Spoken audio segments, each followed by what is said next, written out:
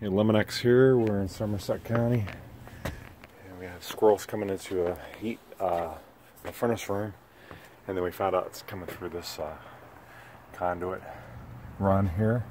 It's like wide open. It used to be it looks like a vent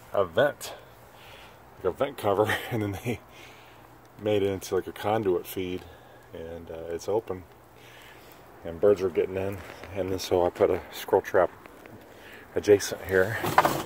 So there's one in there, safe from the rain and snow.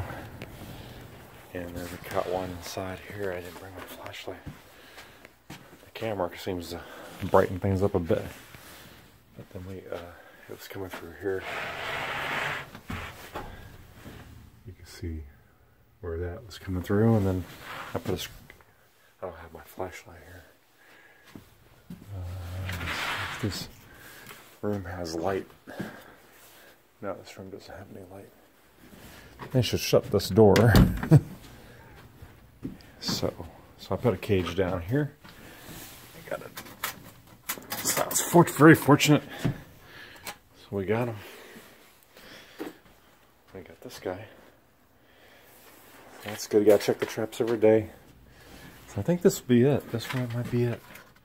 I can close this up tomorrow.